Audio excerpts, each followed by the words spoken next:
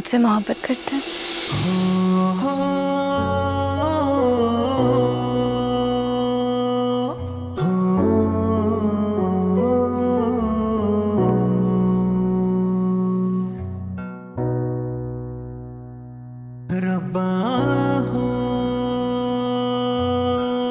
हाँ जी।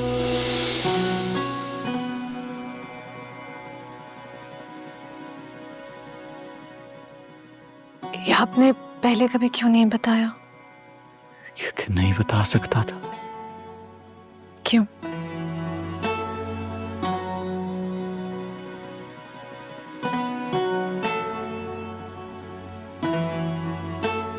परीजी, ये जो जज्बा होता है ना, ये बेलगाम होता है, बेजुबान होता है।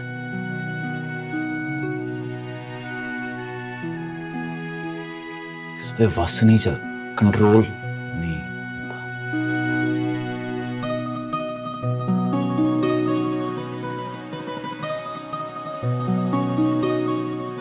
पता मैनू ही नहीं लगा कब मोहब्बत हो गई आपसे।